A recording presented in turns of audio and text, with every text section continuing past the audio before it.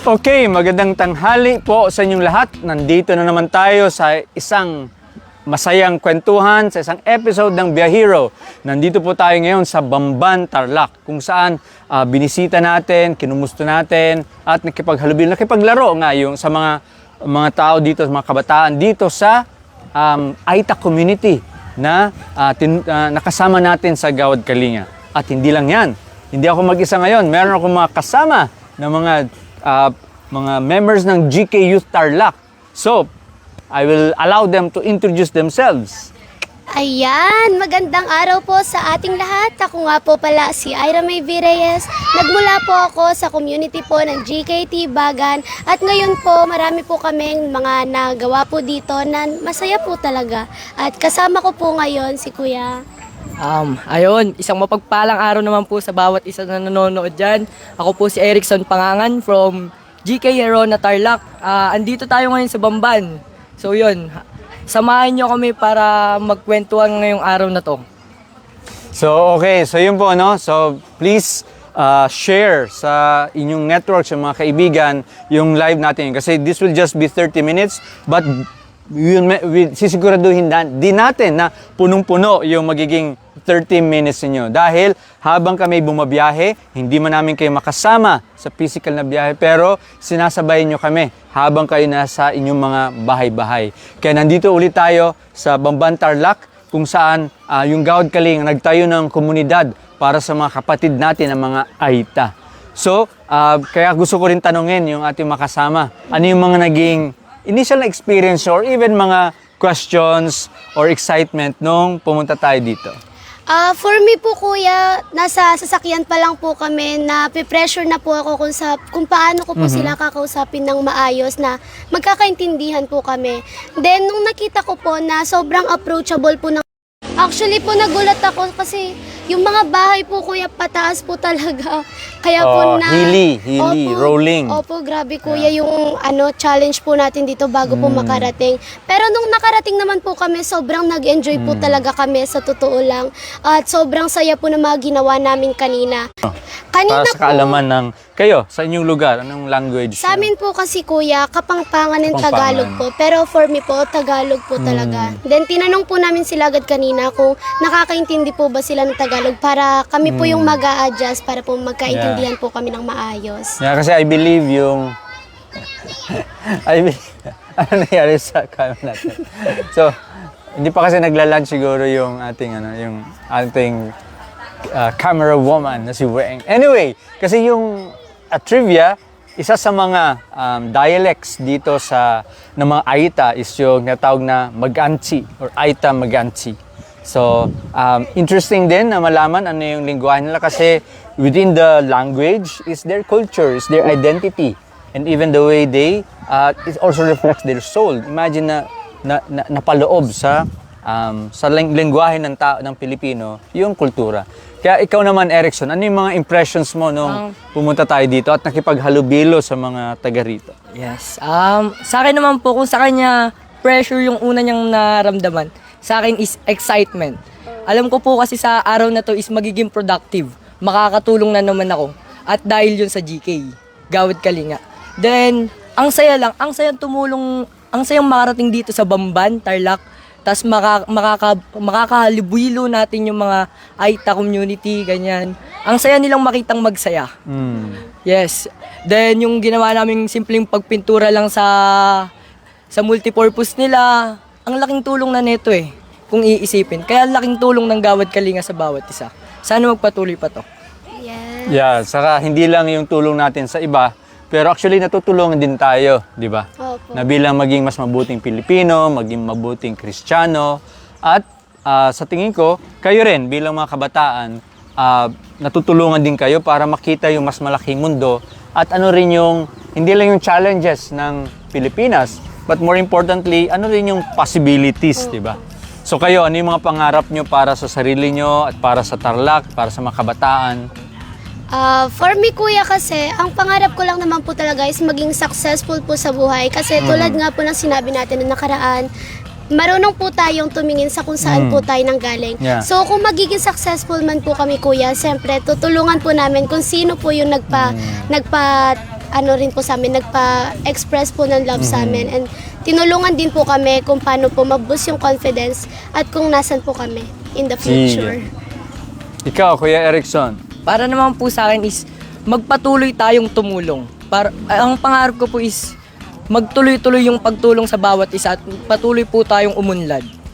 Sige. So I think maraming gusto magbate at marami kayong fans na naghihintay. Tara, puntahan natin. So ito yung sinasabi mo, Ira, kanina na siyempre yung lugar nila, bulubundukin, hili. Ayan, kaway-kaway, Kuya Toy. Kuya Sai. Hello! Ayan, yung mga kasamahan nyo. Oh, kaway-kaway naman. Okay, dito tayo. Okay.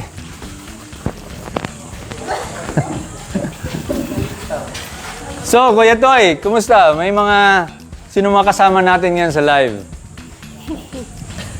Ayan, magandang tanghali po. Ayan, nandito po ngayon nanonood sa atin si Ate Cyril Bartolome. Shout out po from GK Mongkada.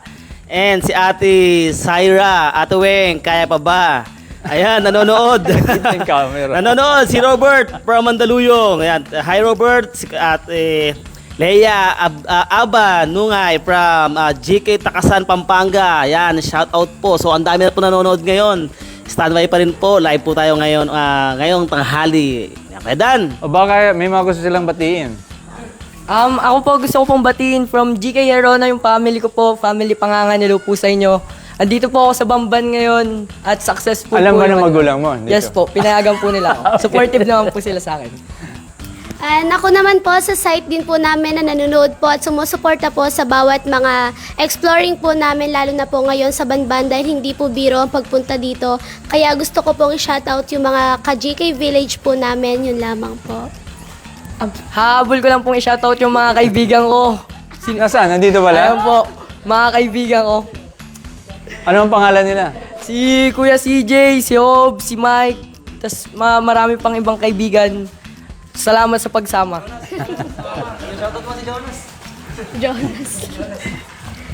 Tapos, meron pa po kuya, napansin din po kami, may napansin po kami kanina kuya. Kahit po mahirap yung daan dito kuya, meron pa rin po talaga silang mga church po na pinupuntahan. And tinanong ko po kung active po ba sila sa church nila kuya. And nagulat po ako, oo daw po. And tinanong ko po kung nahihirapan po ba silang pumunta sa mga church. And sabi naman po nila, hindi daw po, basta sa church daw po. And may mga nagtuturo. And sa school naman po nila, okay sila kuya, kasama po sila actually sa recognition bukas yung mga bata. Gagaling po. Yeah, so kaya 'di ba naniniwala kasi tayo na yung mga Pilipino are inherently we are faithful people. Mag-iba-iba man tayo ng reliyon, but yung iba yung relationship natin sa ating pananampalataya. And also because of that, mas madali rin tayo magbuklod-buklod when we talk about faith, kahit iba-ibang reliyon. Kasi naniniwala tayo na una, anak tayo ng Panginoon. We're all brothers and sisters in the eyes of God. And at the same time, tayo rin na bilang mga anak ng Diyos, may tungkulin din sa iba natin mga kapatid, kahit hindi natin kadugo. Kaya ako rin mismo bilang kuya ninyo sa Gawad Kalinga, natutuwa na nandito yung kabataan kayo na sinasabuhay ninyo ang iyong pananampalataya. Okay. At dahil dito nga, lalong-lalo na sa usaping mga kapatid natin mga katutubo, isa sa misyon ng GK is zero exclusion. Na sino yung mga nasa laylayan, kailangan talaga nating puntahan. Kasi huwag tayong maghihintay na sila yung humabol. Kasi hindi man nila kasalanan na bakit sila napunta sa ganito kalayo. Kasi may mahabang history na sila yung tinulak.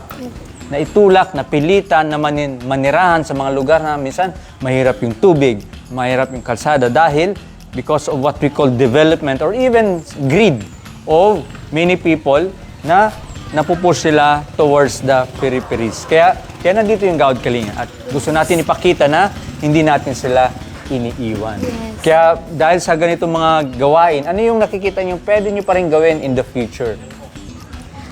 For me, kuya, gawin in the future po, if maano man po ako as leader, syempre kuya, ang pagtulong pa rin po talaga dahil lahat po tayo dito, yun naman po talaga ang gusto natin, na matulungan po yung iba. Dahil sa Gawad Kalinga po, wala po talagang maiiwan. Lahat po Correct. tayo aangat in the future. In the Okay. future po, masayang ipagpatuloy ang nakagisnan nating pagtulong. Dadagdagan ko lang po yung sinabi niya is para po talaga sa akin, yung pagtulong pa rin po talaga yung dapat nating gawin in the future. Tama yan, dahil sa pagtulong nga, madalas,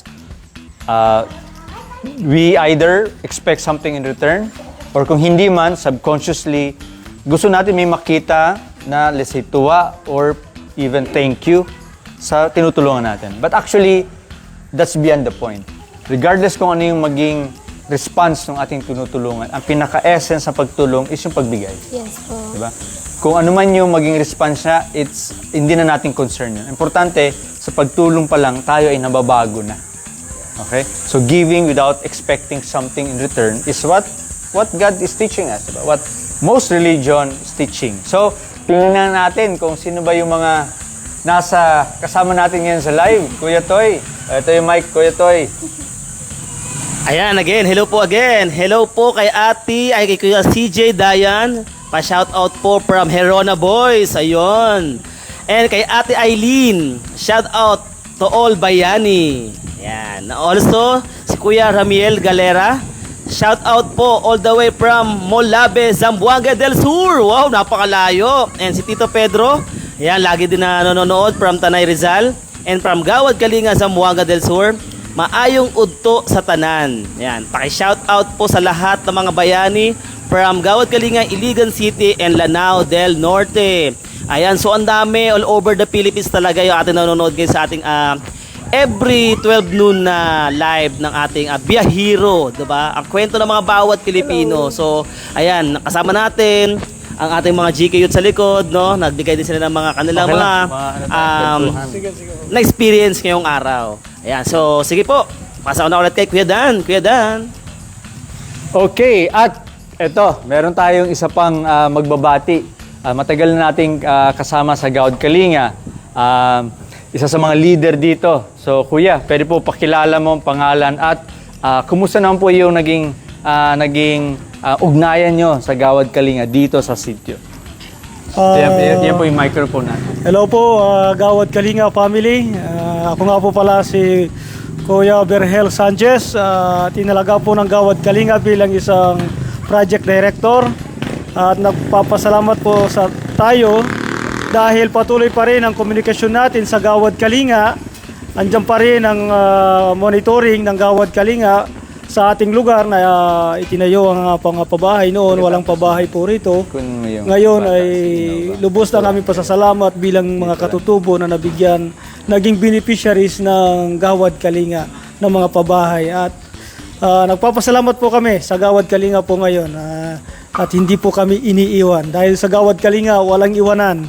No po, maraming salamat po. Salamat Kuya Virgel, no? Dahil nung sa kwento natin kanina, siguro yung Gawad Kalinga dito mag-ilan na 20 years. 25, may nasa 23 years na. Noong nakilala mo yung GK, ilang taon ka noon or ilang taon yung mga anak mo? Bali, edad ko noon, nasa 22 years old ako. Ngayon, 41 na. Talaga. Yung mga anak mo? Tumanda na. Yung mga malilit na bata noon, ngayon may asawa na, may anak na rin. So may apo pa na rin? Yung beneficiaries po natin na 67 na nabigyan ng pabahay, ngayon dumoble na naman yung populasyon ng GK. Kaya yung isang bahay nasa 3 pamilya, 4 na pamilya na po. Nung bago dumating yung GK, ano yung tirahan nila? Bali yung layo ng aming tirahan noon, halos nasa 100 meters, 200 meters yung layo. Nung naitayo yung pabahay ng Gawad Kalinga, ayan ito. Kumbaga nagkaroon ng mukha ang Sitio Santa Rosa. Okay, nagkaroon ng komunidad. Nagkaroon ng komunidad. Nakatulong po ba yung pagtayo natin ng mas permanenteng tirahan? Malaki na itulong po ng Gawad Kalinga ngayon. Lalo-lalo na po ngayon kahit maraming mga bagyo nang dumating, pero ayan, tayong-tayo pa rin yung mga ginawa po ng Gawad Kalinga ng mga kabahay. So maraming salamat Kuya Virgel dahil ikaw din mismo, maraming salamat sa tiwala sa Gawad Kalinga at maraming salamat na ikaw yung tumatayong leader dito, lalo na sa mga kapatid nating mga katutubo. Bilang katutubong kagawad, di ba? Kailangan din talaga ng mga komunidad na mayroong tumatayong leader, di ba? Kasi dito sa Pilipinas, minsan ang dami nating reklamo sa nangyayari sa bansa. Tama po. Ang nakatingin yung mga tao dun sa mismong leader nila. At maraming salamat po at nandiyan kayo lagi. So thank you po. So Maraming ngayon, salamat din po. tatawagin ulit natin sila Ate Ira. Merong ipakilala na bagong kaibigan.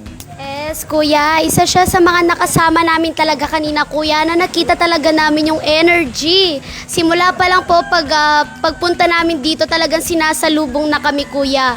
At napakagaling niya po talagang sumayaw. Ayan. Ayun, tatanungin natin kung sino nga ba siya. Ano nang pangalan mo? Enaba. Oh, ilang taon ka na? 5. Oh, 5. 5. Oh, nag-enjoy ka ba ngayon? Hindi. Ay, bakit hindi? Anong ginawa mo kanina? Wala. Ano mga ginawa natin kanina? Wala. Hindi ka sumali sa laro? Hindi. Ay, sumayaw, hindi ka sumayaw. Oh, example. Ay, Example sasayaw siya, daw. sasayaw siya. Sample. Ano Paano yung isa? sayo mo kanina? Ayan. Ayan. Nag-enjoy ka ulit. Nag-enjoy ka. Oo. Opo. Opo. Oh, nag-enjoy na siya. Kinabahan lang siya. Oh, nabusog ka ba? Oo. Opo. Opo. Yes. Opo. Okay lang po yan. Yan. Kuya, kanina ito po talaga ang pinaka-energetic po sa kanilang lahat. Napakagaling po na itong sumayaw. Di po siya naubusan ng energy. Okay. So, salamat. Thank you. Bye-bye. Bye. Okay, so in fact, dahil dyan, yung mga sayaw-sayaw, huwag niyong kalimutan no, na si Kuya Toy, malapit na i-declare yung official steps ng ating GK TikTok dance. Abangan nyo dahil may contest starting April 7, maghahanap tayo ng magaling, exciting, masaya na execution ng TikTok dance na yon at bibigyan din natin ng premyo. Ang premyo is yung GK shirt, bago, the new edition. Mainit-init pa, di ba? Yung ating t-shirt na una sa serbisyo, huli sa benepisyo. O Kuya Toy, kailan ba natin maasahan yung TikTok dance na yon at baka may nagbabati? Kuya Toy, pasok! Ayan, malapit na yung ating TikTok na inaabangan, no? So, April 7 talaga. So, baka by tomorrow o kaya mamaya magawa na namin. Pero sige po, ito, shout out from Pililla Rizal kay Tito Pedro Brase. Yan, kay Ate Ami Bantugan, watching from Saysayin, Bagak, Bataan. Shout out po sa mga Kalinga leaders, you know. Gawad Kalinga, Zamboanga City, hello po, magandang tanghali po sa lahat. Ayan. Gawad Kalinga, Basilan, buenas tardes sa lahat. Uy, no, iba-iba na ang mga lengguwahe. Kay Ate Chrissy Saplala, shout out to all of you. Yun, ang dami ng bumabate. Mapagkalingan tanghali po sa lahat from GK Sulu, Mindanao. Grabe, Miss layo Sulu. talaga. And Maabot pa ng guys, Sulu. eto sa napakasipag na tita Divina Pakun, shout out po from GK Mongkada Makul. Oy, dun sa spaceship, sa shuttle. Kay Ate Wines, hello po kay Ate Chrissy. Yun o. Kay Frances R, hello po. GK Youth Iligan Lanao del Norte, bawat kabataan ay pag-asa ng bayan. Shout out po sa lahat ng GK Youth dito sa Iligan City and Lanao del Norte. Kay Ate Jiris Joy Santos ay watching. Maraming salamat din po sa Davis and sa Ford Philanthropy. Kuya Toy, Ayun. mukhang maraming gusto magbati doon, mag-shoutout. Ayan, Pwede sige mong po. Puntahan natin yung ating mga pakita sa kanila. nag-volunteer at nagbigay ng oras sa mga kahit na nating mga kapatid. Sige po. Tara po, bati po kayo dito, ate. Hello po. Good afternoon po. Shout out po sa GK Moncada. Hello po, good afternoon. Shout out po sa mama ko diyan. Kay kay Clarissa Fakun. Tapos Maano ulam, joke. Hello po, shout out po sa aming mayor. Salamat po dun sa pahiram na sasakyan po. Sa Moncada po, Mayor RB Aquino po. Hello po, shout out po kila tita dyan. Lutuan nyo kami masarap na ulam. Hello po, shoutout po sa Sapang Maragol. Thank you po sa opportunity na pinagkaloob niya po sa amin. At ito mga tita naman, mga tita. Nagluto kanina.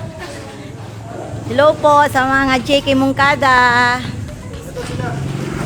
Ito yung mga boys naman, mga boys. Shoutout po sa mga kaklase ko, sa mga ka-group ko sa thesis. Bukas na ako mag-aambag mga guys. Shoutout po sa mga katrabaho namin sa Tiplex McDonald's sa Petron. Yun lang, I love you all kahit puro plastic kayo.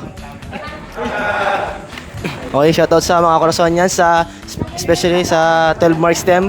Graduating na tayo. Tapos shoutout kay Jonas Sayat. Okay lang kahit hindi ka nakapunta. Basta nandito yung espiritu mo para sa amin.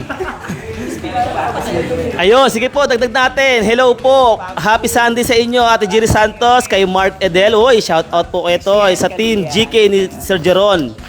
Kay Ate, shout out po from GK Takasan Makabebe. Ate Darlene.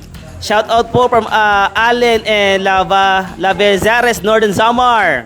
Kay Kuya Eman Bitor, magandang hapon. Magandang araw sa lahat. Ayan, happy birthday Emmanuel Bitor. Uy, Kuya Eman, happy birthday ha. Ay Ate Eileen, watching from Northwestern Mindanao po. Shout out po sa lahat ng mga maganda at poging bayani ng Gawad Kalinga. Ayan ha, totoo yan ha. Kuya Eman Bitor, ang dami mong shout out na dito. Ano yung handa mo ngayong tanghali? Happy birthday sa team area team leader of Northern Western Mindanao. Kuya Eman Bitor, happy birthday! Ayun sige po. Tara, mukhang meron pa dito nakalala si Kuya Dan ngayon. Kuya Dan?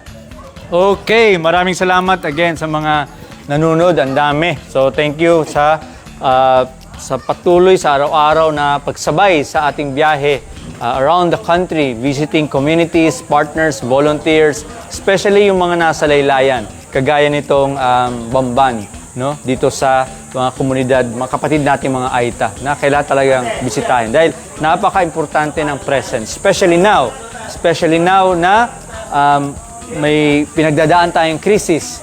Sa mga kayang lumabas, kailangan natin lumabas. Sa mga kayang tumulong, kailangan natin tumulong. Napakaganda, nakikita ko online, may mga community pantries ulit. Mabuhay po kayo.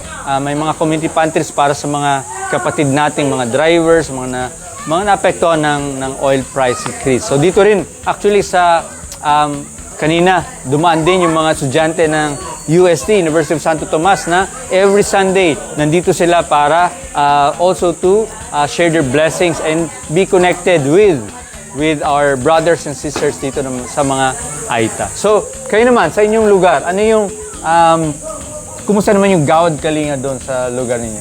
Sa amin po, kuya, sobrang dami po talagang nagbago ngayon. Marami na po kaming napagawa. Also, may kusina na rin kami, kuya. And next event po namin is Pabasa. Pinaghahandaan na po talaga namin siya. Kasi po, marami rin po talagang pumupunta tuwing nagpapabasa po kami. Mga taga saan yung mga nagpa-participate ng pabasa? Ano po, ang mga pumupunta po sa amin, kuya, is yung mga taga-Kare po na malapit po, Pag-asa, and sa barangay po namin, buong barangay po. Usually mga ilang bata yun? Ilang bata? Kuya, minsan po, meron pong time na konti lang po, meron din pong time na marami, pero marami-rami po talaga sila. Minsan po 10 plus, ganun po, kuya. Kaya talagang pinaghahandaan po namin yung pabasa ngayon. Wow, good job! Sa amin naman po, sa GK Heron na Tarlac, ang masasabi ko lang po is patuloy pa rin yung pagbabago sa aming komunidad. Patuloy pa rin po yung lingguang paglilinis ng bawat isa. Then, about naman po sa mga youth, maraming salamat po sa mga youth namin dahil active na active po sila. May bagong gawa po kaming simpleng garden na tinaniman po namin ng iba't ibang gulay. Kasama din po namin dito yung mga sagip na tumulong sa amin para magtanim. Para kahit bata pa po sila, nakikita na po nila yung mga kuya nila kung ano po yung ginagawa nila. Then, about po sa kasambayan, wala namang pong gulo na nagaganap. Then, patuloy pa rin po yung pagtutulungan bilang isang komunidad. Ayun lang po yung masasabi ko. So, ano yung mensahe nyo sa mga youth na nakikinig sa atin ngayon? Sa mga youth po na nakikinig sa atin, buong bansa. sa all around the world, kung kaya nyo pong gamitin yung sarili nyo para tumulong, wag po kayo magdalawang isip na tumulong. Ayun lang po.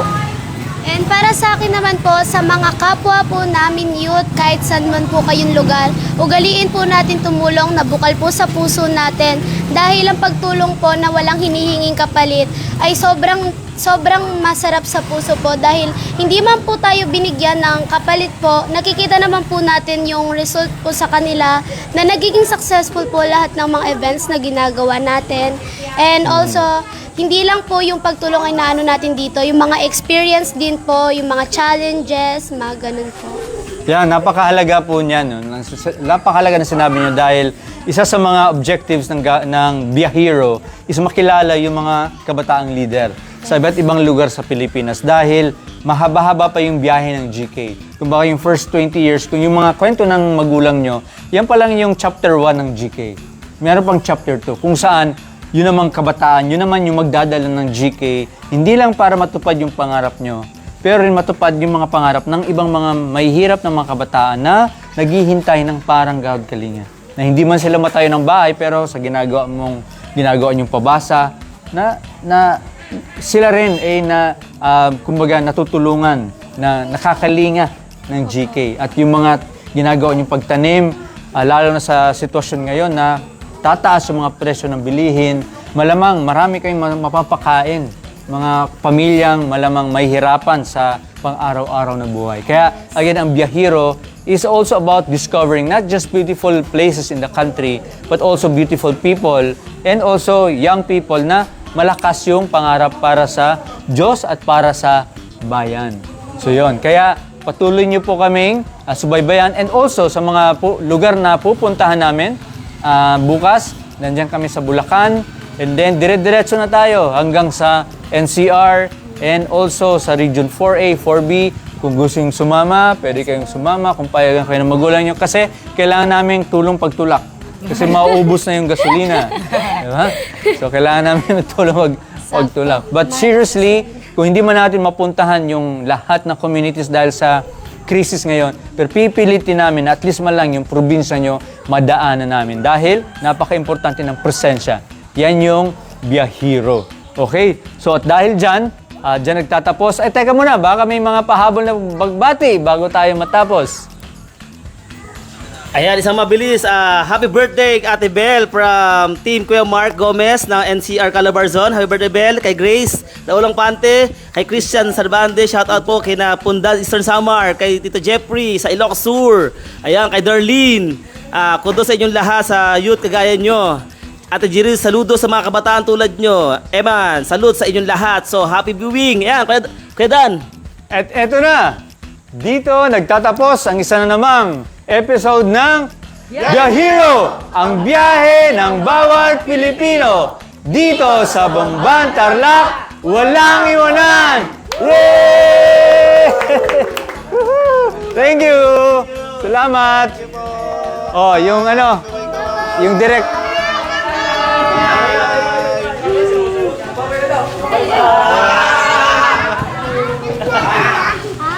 Maraming salamat po. Thank you po.